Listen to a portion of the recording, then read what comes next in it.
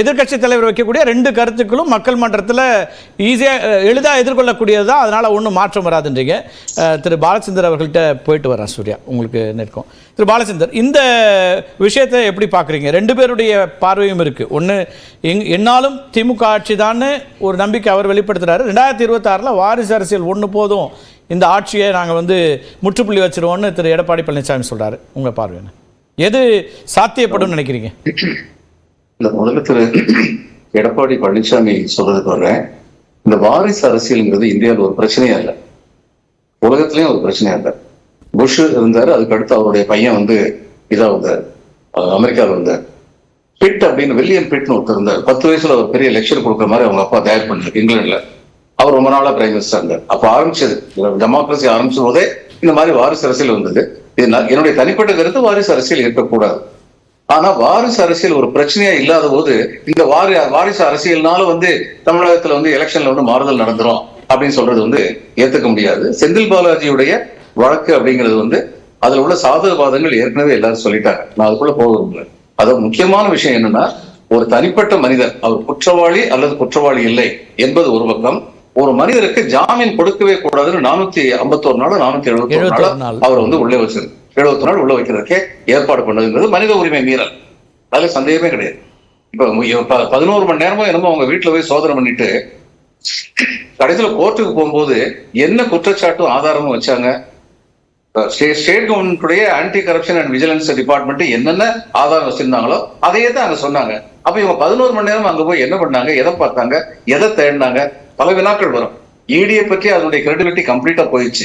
இது எல்லாத்தையும் வச்சு பார்க்கும்போது செந்தில் பாலாஜியை பத்தி இவங்க ஒண்ணு பேசினாங்கன்னா ரொம்ப எஃபெக்டிவா அவங்க பாபு முருகவேல் உங்களுக்கு குறுக்கிட விரும்புறாரு சார். அதை கேட்டு உங்கள்கிட்டே வரேன் திரு பாலச்சந்தர். பாலு, அதாவது இப்ப 471 நாள் வச்சதை நான் நியாயப்படுத்தல, சரி தப்பு தான், அதெல்லாம் இல்லைன்னு சொல்ல. ஆனால் எனக்கு தெரிஞ்சு ஒரு எம்பிபிஎஸ் டாக்டர் நார்கோட்டிக் கேஸ்ல 11 வருஷமா ட்ரையல் பிரிசனரா இருக்காரு.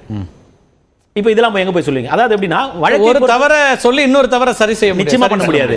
அதான் நான் என்ன சொல்றேன்னா, நமக்கு சாதகமானவர்களை மட்டும், நமக்கு வேண்டியப்பட்டவர்களுக்கு மட்டும் நம்ம சட்டத்தை மீறி பேசாதீங்க. இல்ல, நான் சட்டத்தை மீறல, எங்களுக்காக நாங்க வாதாடுறோம், அவங்க வாதாடுறாங்க. எக்ஸாக்ட்லி. அதனால 471 நாள் பெருசு இல்ல, 11 வருஷமா ட்ரையல் பிரிசனரா இருக்காரு. இல்ல, அவங்களுக்காக தவறுதானே, அதுதான் சொல்றேன். அதுதான் தவறுன்னு தான் சொல்றேன் நான். அதனால எண்ணிக்கையின் அடிப்படையில் இங்க விஷயமே கிடையாது. அத மெரிட் ஆஃப் தி கேஸ்ல தான் விஷயம் சொல்றேன். திரு பாலச்சந்தர் 11 வருஷமா ஜெயில இருக்காருல, அவரை பத்தின பிரச்சனை இங்க பேசப்படும் போது நிச்சயமா நான் அவருக்கு ஆதரவா தான் பேசுவேன். கவலைப்படாது. இன்னைக்கு ஒரு பிரச்சனை அந்த பிரச்சனையில என்னுடைய கருத்தை சொல்லிட்டு இருக்கேன் நானு. அதுக்கப்புறம் முதல்வர் எந்தெந்த திமுக ஆட்சி தான் அப்படின்னு சொன்னதை பாத்தீங்கன்னா, இந்தியாவில் சில கட்சிகள் சில மாநிலங்கள் 25 வருடங்கள் 30 வருடங்கள் இருந்திருக்காங்க. ஏன் அப்படின்னு சொல்லி பார்த்தா, பெருவாரியான ஜனங்களுடைய ஆதரவை தொடர்ந்து தக்க வச்சிருந்திருக்காங்க. இப்ப திராவிட முன்னேற்ற கழகத்துக்கு அண்ணா திராவிட முன்னேற்ற கழகமும் அதே கொள்கைகளை பேசுகிறாங்க. மாநில சுயாட்சின்னு சொல்லி பேசுறாங்க, மொழியை பத்தி பேசுறாங்க, எல்லாம் பேசுறாங்க. அப்ப 2 பேரும் இந்த விஷயத்துல ஒரே மாதிரி பேசுறாங்கன்னா, யாரு அதிக அளவில் இவைகளில் பற்றுக்கொண்டு இருந்திருக்கின்றார்கள் அப்படின்னு சொல்லி மக்கள் பார்ப்பாங்க. இது ஒண்ணு. இப்ப எல்லாருமே மொழியை பத்தி பேசுறாங்க, மாநில சுயாட்சி பத்தி பேசுறாங்க, புரிஞ்சுக்கிறாங்கன்னு இல்லை. அப்போ வெகுஜனங்கள் பல பேருக்கு எப்படிப்பட்ட பலம் கிடைத்திருக்கிறது. இப்ப எல்லா ஆட்சியிலையுமே நிர்வாகத்துல கட்சிக்காரங்களை விடுங்க, அரசாங்கத்தில் உள்ளவங்களே ஊழல் பண்ணுவாங்க. சின்ன கீழ்மட்டத்தில் இந்த மாதிரியான ஊழல், லஞ்சம் இது எல்லாமே இருக்கும். இது மக்களுடைய அதிருப்தியை கிளப்பும் எல்லா ஆட்சியிலையும். இப்ப இந்த திராவிட முன்னேற்ற கழகத்துல செஞ்ச சில செயல்கள் யாராலுமே அதுல லஞ்சம் வாங்க முடியாது. இதுதான் முக்கியமான விஷயம். இந்த 1000 ரூபாய் உரிமை தொகை கொடுத்தாங்க, அது பாட்டுக்கு நேர அக்கௌண்ட்டுக்கு போகுது. யாரு எங்க வாங்க முடியும் பணம்? யாரும் வாங்க முடியாது. பஸ்ல இலவச பயணம், நான் முதல்வன் திட்டம், இதுல இருந்து +2க்கு போகும்போது அந்த குழந்தைங்களுக்கு உதவித்தொகை கொடுக்கறது. இப்ப பெரும்பான்மையான ஜனங்கள் இந்த மாதிரி ஒரு அவேர்னஸ் இல்லாம, மாநில சுயாட்சி பத்தி அவேர்னஸ் இல்லாம, மொழியை பத்தி அவேர்னஸ் இல்லாத, எங்களுக்கு என்ன நடந்ததுன்னு கேட்கிற ஜனங்கள் இருக்காங்கல்ல, அவங்கள பெரும்பான்மையானவருக்கு இவங்க இந்தியாவில் பரவலாக காணப்படுகின்ற லஞ்ச ஊழல் அவர்களை பாதிக்காத ஒரு நடைமுறையை கொண்டு வந்தது ரொம்ப பெரிய விஷயம். இப்ப இதெல்லாம் வச்சு பார்க்கும்போது இவங்க பிளஸ் இன்னொன்னு என்ன, எதிர்கட்சிகள் எந்த நிலைமையில் இருக்காங்க? இன்னைக்கு உள்ள நிலைமையில எதிர்கட்சிகள் சிதறுண்ட நெல்லிக்கனி, அதிமுகவே சிதறுண்ட நெல்லிக்கனியா இருக்கு அப்படிங்கிறது உண்மை. இந்த நிலைமையில இல்ல சார், மீண்டும் மீண்டும் அப்படி ஒரு விஷயத்தை முன்வைக்கிறது சரியா இருக்குமான்னு அவங்க கேட்கிறாங்க. ஒரு தலைமை கீழ் ஒற்றை தலைமை கட்சி ஆட்சி இல்லை, ஆனா சின்னம் எல்லாம் வந்துருச்சு, மீண்டும் அது வந்து சிதறுண்டதுங்கிறதே அதிமுக பலவீனமாக இருக்கிறதுங்கிற ஒரு இமேஜை உருவாக்குறதாக இருக்குது அப்படின்றாங்க, தோற்றத்தை உருவாக்குது. இன்னொன்று திரு கேபி முனுசாமி இன்னைக்கு சொல்கிறாரு, பாஜக வளர்ந்துருக்குன்னு ஒரு பிம்பத்தையும் உருவாக்குறாங்கன்றார். அப்போது ஒரு திட்டமிட்டு அதிமுக பலவீனமாக இருக்கிறது அல்லது தலைமை பலவீனமாக இருக்குது, சிதறி இருக்குன்னே சொல்கிற ஒரு பார்வையாக வந்துடுது. அது அந்த விமர்சனத்தை எப்படி பார்க்குறீங்க? இல்ல, பாஜக வளரவே இல்லைன்னு யாருமே சொல்ல முடியாது. அப்படி சொன்னா கனவுலகத்துக்கு இருக்காது. இன்னைக்கு ஒவ்வொரு கிராமத்திலும் ஒரு 2-3 பேர் பாஜக கட்சியை தூக்கிட்டு இருக்காங்க, நிஜம்தான். ஆனா இவங்க சொல்ற அளவுக்கு பாஜக வளரலை என்பது உண்மை. பாஜகவை விட்டு விலகி வந்ததுனால அதிமுக வந்து திமுக கூட்டணியில் உள்ள கட்சிகள்லாம் தன் கூட வந்துருவாங்கன்னு நினைச்சாங்கன்னா, மறுபடியும் நம்ம ஒண்ணு சொல்லணும், திமுகவுடைய கூட்டணி வந்து தேர்தலுக்கான கூட்டணியாக இருந்ததில்லை கடந்த காலத்துல இருந்து. அது கொள்கை கூட்டணி. இன்னமும் அந்த கொள்கை கூட்டணி ஸ்ட்ராங்கா இருக்கு. அங்கிருந்து இங்க வர்றதுக்கான மிகப்பெரிய காரணங்கள் வந்து திருமாவளவனுக்கோ யாருக்குமோ இன்னைக்கு கிடையாது.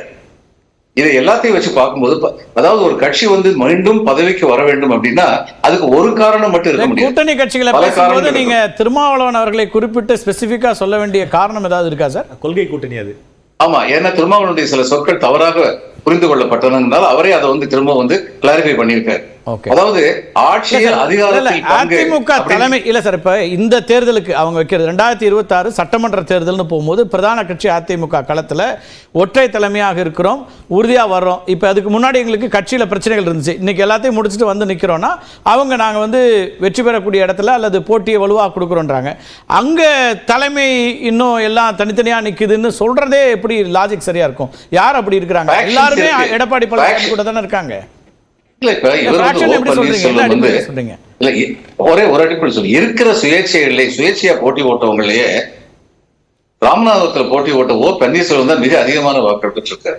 சரி, யாராலும் மறுக்க முடியாது. அதனால அவங்களுக்குன்னு சவுத்துல வந்து ஒரு செல்வாக்கு இருக்கு. இன்னைக்கு உள்ள நிலைமை என்னன்னா, முந்தி வந்து எலெக்ஷன்ல வந்து டெஸ்ட் மேட்ச், அதுக்கப்புறம் ஒன் டே இன்டர்நேஷனல், இன்னைக்கு எலெக்ஷன்ல T20, ஒவ்வொரு பாலும் கவுண்ட் ஆகுது. ஒவ்வொரு கட்சியுடைய சில பெர்சன்டேஜ், சின்ன பெர்சன்டேஜ் அதுவும் கவுண்ட் ஆகுது. அப்படிலாம் வச்சு பார்க்கும்போது அதிமுகவுக்கு பின்னடைவு ஏற்பட்டிருக்குங்கிறது நிஜம்தான். அது பேசலாம் சார். அவரே சில விஷயங்களை குறிப்பிட்டிருக்காரு திரு எடப்பாடி பழனிசாமி. இன்னைக்கு அவர் இதுல பேசும்போது பேசியிருக்காரு, அதையும் பேசலாம். நான் சூர்யாட்ட பேசுறேன். சூர்யா, இங்கே திரு பாலச்சந்திரன் சில விமர்சனங்களையும் முன் வச்சார், அதுலேருந்தே கூட தொடங்கலாம். இனி என்னாலும் திமுக ஆட்சி தான் முதலமைச்சர் சொல்றாரு, ராஜீவ்காந்தி அழுத்தமாக சொல்றாரு, அவரும் அழுத்தமாக சொல்றாரு. அப்போ பிஜேபி இங்கே ஒரு வளர்ந்து விட்டோம் அப்படிங்கிற பிம்பத்தை ஏற்படுத்துறீங்கன்னு திரு கேபி முனுசாமியும் குறிப்பிடுறாரு. இப்போ முதல்ல 2010 திரு ஸ்டாலின் அவர்கள் துணை முதலமைச்சர் ஆகும்போது அப்போ கல்லூரி படிச்சுட்டு இருந்தேன். அப்போ பார்த்த காட்சிகள் எல்லாம் 2009 அப்போ நடந்த காட்சிகள் எல்லாம் இப்போ அப்படியே மீண்டும் அரங்கேறுற மாதிரியான ஒரு நிகழ்வு தான் பார்க்குறேன். அப்போ வந்து திமுக வந்து இடைத்தேர்தல்கள் எல்லாம் தொடர்ந்து ஜெயிச்சுட்டு வந்தது. அதிமுக வந்து பெருசாக செயல்பாட்டில் இல்லை அப்படின்ற கருத்துக்கள் அப்போ ஒரு கருத்துருவாக்கம் இருந்தது.